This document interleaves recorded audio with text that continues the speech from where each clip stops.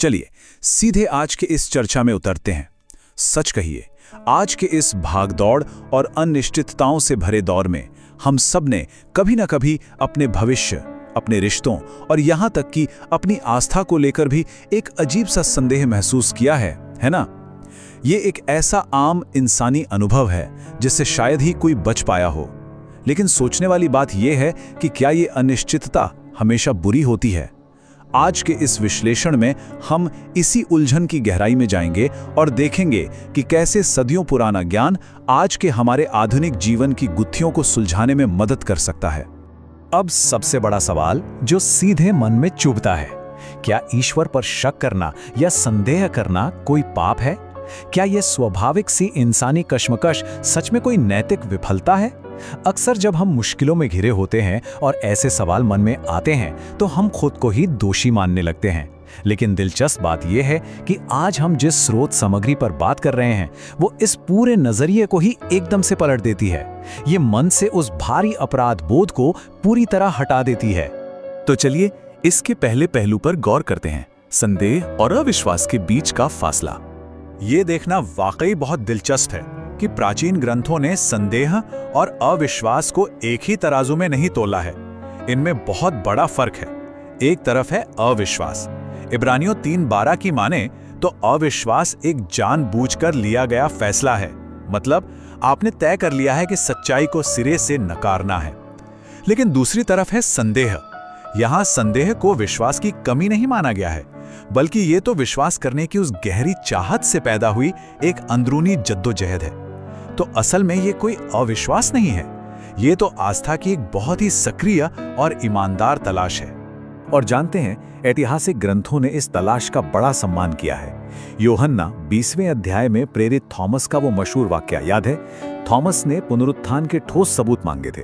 लेकिन यहाँ सबसे गौर करने वाली बात क्या है? यीशु ने थॉमस को सबूत मांगने पर डांटा नहीं उन्हें झिड़का, बल्कि जहां थॉमस अनिश्चितता में खड़े थे, यीशु ने वहीं जाकर उनकी बात का जवाब दिया। ये साफ दिखाता है कि सबूत मांगना एक ईमानदार खोज है, कोई चारित्रिक या नैतिक विफलता बिल्कुल नहीं। अब मरकुस 9:24 के इस प्राचीन उद्धरण को ही ले लीजिए। मैं विश्वास करता हूं, मेरे अविश्वास का उपाय कर। एक लाचार पिता की ये पुकार आज भी कितनी सच्ची और आधुनिक लगती है ना? ये हमें दिखाता है कि विश्वास और अनिश्चितता अक्सर एक साथ चलते हैं, बिल्कुल हाथ में हाथ डाले। कोई भी इंसान पूरी तरह से संदेह मुक्त नहीं होता, और अपनी इसी कश्मकश को खुलेआम स्वीकार कर लेना ही उस पिता की सबसे बड़ी ताकत थी। आइए अब दूसरे हिस्से की तरफ बढ़ते हैं और देखते हैं कि इन संदेहों की वजहें आज के समय में क्या रूप ले चुकी हैं। अगर हम प्राचीन दुनिया और आज के आधुनिक जीवन को जोड़कर देखें तो एक बहुत ही दिलचस्प तस्वीर उभरती है। जरा सोचिए, भजन संहिता में जो गहरा दुख और पीड़ा बताई गई है वो आज की नौकरी जाने या किसी गंभीर बीमारी के तनाव से कितनी मिलती जुलती है। नीति वचन में जो बौद्धिक संघर्ष दिखता है वो आज के विज्ञान बनाम आस्था की बहस जैसा ही तो है। और अब्राहम का वो लंबा इंतजार, वो हमारी उन प्रार्थनाओं की तरह है जिनका जवाब मिलने में सदियों बीतती हुई लगती हैं। इससे एक बात तय है, आज हम जो भी चिंताएं महसूस कर रहे हैं, ठीक वैसी ही घबराहट उन ऐतिहासिक हस्तियों ने भी झेली थी। तो यहाँ समझने वाली सबसे जरूरी बात यह है कि दुनिया में परेशानियां हैं, चाहे वो नौकरी जाने का डर हो या बीमारी का दर्द। भजन संहिता 13 में इसी पीड़ा और अकेलेपन की बात की गई है। लेकिन यशाया 43:2 का प्राचीन ग्रंथ हमें एक बहुत बड़ा दिलासा देता है। ये भरोसा दिलाता है कि दर्द और तकलीफ की सबसे गहरी खाइयों में भी सृष्टिकर्ता हमेशा हमारे साथ मौजूद रहता है। इस सफर में किसी को भी कभी अकेला नहीं छोड़ा जाता। लेकिन उस बौद्धिक टकराव का क्या, जो अक्सर विज्ञान और आस्था के बीच खड़ा हो जाता है? नीति वचन 3:5-6 इस उलझन को बहुत खूबसूरती से सुलझाता है। ध्यान देने वाली बात यह है कि ये ग्रंथ इंसान के तर्क या उसकी बुद्धि को गलत नहीं ठहराता। ये तो बस हमें प्यार से याद दिलाता है कि ईश्वरीय ज्ञान के सामने हमारे इंसानी तर्क की एक सीमा है। जाहिर है, हमारे पास हर बात का जवाब नहीं हो सकता, और सच कहूं तो जहां हमारी समझ जवाब दे जाती है, वहीं से एक कहीं अधिक गहरी समझ का रास्ता खुलता है। संदेह पैदा होने की एक और बड़ी वजह है इंतजार, जब नतीजों में देरी होती है। अब्राहम और सारा की कहानी ही देख लीजिए। आज के ज़माने में जहां हम एक मैसेज के रिप्लाई के लिए भी 2 मिनट सब्र नहीं कर पाते, वहां दशकों तक इंतजार करना कोई मामूली बात नहीं है।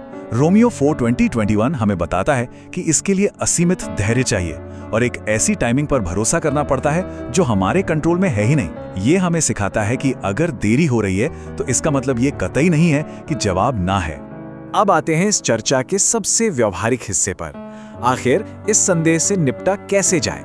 स्रोत सामग्री हमें अनिश्चितता की इस धुन से बाहर निकलने के लिए 4 बहुत ही साफ और सीधे तरीके बताती है। वचनों पर ध्यान लगाना, ईमानदारी से प्रार्थना करना, समुदाय के साथ जुड़ना और अतीत की वफादारी को याद रखना। ये सोचना ही कितना अद्भुत है कि हजारों साल पुरानी ये रणनीतियां आज के हमारे इस उलझे हुए और तेज तर्रार जीवन में भी बिल्कुल सटीक बैठती हैं। चलिए इन्हें एक एक करके समझते हैं। आज के समय में हमारी एक आदत बन गई है लगातार सोशल मीडिया पर नेगेटिव खबरें पढ़ते रहना, जिसे आजकल डूम स्क्रॉलिंग कहा जाता है। ये आदत हमारी चिंताओं और संदेह को कई गुना बढ़ा देती है। इसके बिल्कुल उलट रोमियो 10:17 का वो प्राचीन निर्देश हमें एक अलग ही रास्ता दिखाता है। वो कहता है कि सकारात्मक और गहरे अर्थ वाले वचनों पर ध्यान लगाकर हम सक्रिय रूप से अपने विश्वास को मजबूत कर सकते हैं। देखा जाए तो ये पूरा खेल ही हमारी मानसिक खुराक को बदलने का है। दूसरा तरीका है ईमानदार प्रार्थना। मरकुस 9 के उस पिता की तरह हमारी जो भी कच्ची अनफिल्टर्ड उलझने हैं, उन्हें बिना किसी शर्म या झिझक के सीधे स्रोत के सामने रख देना चाहिए। अपने संदेहों को छिपाने या उन पर पर्दा डालने से कुछ नहीं होगा।